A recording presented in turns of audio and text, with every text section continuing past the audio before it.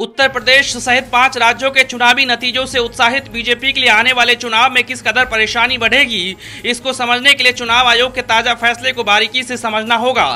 साल 2019 में लोकसभा चुनाव से पहले गुजरात और हिमाचल में विधानसभा चुनाव होने हैं, लिहाजा लोकसभा चुनाव से पहले बीजेपी के लिए लिटमस टेस्ट से कुछ कम भी नहीं होगा।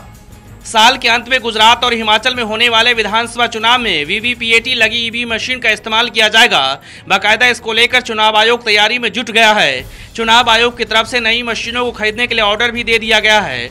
बताया जा रहा है कि दोनों राज्य में चुनाव कराने के लिए 80,000 वीवीपीएटी मशीन की जरूरत पड़ेगी, जबकि आयोग के पास इस वक्त 55,000 वीवीपीएटी मशीन है। सूत्रों के मुताबिक चुनाव आयोग का यह फैसला ऐसे समय में आया है जब ईवीएम मशीन पर विपक्षी पार्टियों के नेताओं ने गंभीर सवाल उठाए थे। यहाँ तक कि बीजेपी और चुनाव आयोग के बीच साठगांठ का भी आरोप लगे थे।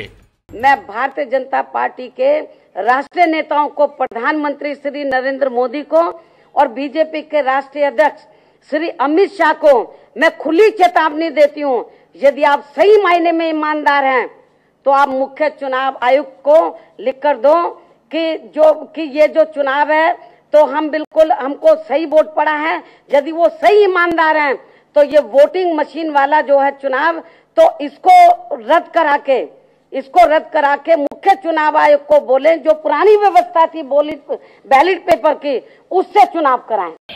चुनाव आयोग एक तरह से धृतराष्ट्र बन गया है, जो अपने बेटे दुर्योधन को किसी भी तरह से ही साम दाम दंड भेद करके सत्ता में पहुंचाना चाहता है। चुनाव आयोग किसी भी तरह से करके, चुनाव आयोग का मकसद अब चुनाव कराना नहीं रह गया। चुनाव आयोग का एक ही मकसद है, भाजपा को सत्ता में पहुंचाना, साम दाम दंड भेद करके चुनाव का एक नाटक करके और भारतीय जनता पार्टी को सत्ता में पहुंचाना, ही चुनाव आयोग का मकसद रह गया। गुजरात और हिमाचल में विधानसभा चुनाव की बात करें तो दोनों ही जगह बीजेपी की स्थिति ठीक नहीं है। एक तरफ गुजरात में जहां बीजेपी से पटेल समुदाय खासे नाराज है, तो दूसरी तरफ ऊना कांड के बाद से बैकफुट पर आई बीजेपी अब तक उबर नहीं पाई है। नाराजगी इस बात को लेकर भी है कि गुजरात में औने पौने दाम पर किसानों की जमीन उद्योगपतियों के हवाले कर दिया गया। वैसे मोदी के पीएम बनने के बाद गुजरात बीजेपी के कार्यकर्ता भी रसातल में हैं। इसके साथ बीजेपी को घेरने के लिए कई राजनीतिक दल गठबंधन बनाकर चुनाव लड़ने की तैयारी बना रहे हैं। हिमाचल प्रदेश की राजनीति साधने के लिए बीजेपी सीबीआई का गलत इस्तेमाल कर वीरभद्र सिंह को परेशान कर रही है, ऐसा हिमाचल कांग्रेस के नेताओं का आरोप है। कुछ हद तक सच ये भी है कि जिन राज्यों में चुनाव होने वाले होते हैं वहां के नेताओं को इस कदर परेशान किया जाता है। ऐसा कई राज्यों के चुनाव से पहले देखा गया है। यानी कहा जा सकता है कि गुजरात की तरह हिमाचल में भी चुनाव बहुत दिलचस्प होने वाला है। दोनों राज्यों के चुनाव से पहले चुनाव आयोग का फैसला बीजेपी के लिए झटका माना जा रहा है। वैसे इससे पहले वीवीपीएटी मशीन खरीदने के लिए केंद्र की मोदी सरकार को चुनाव आयोग की तरफ से 13 बार खत लिखने के बाद से बैकफुट पर आकर मोदी कैबिनेट ने बुधवार को 3,174 करोड़ का फंड जारी कर दिया।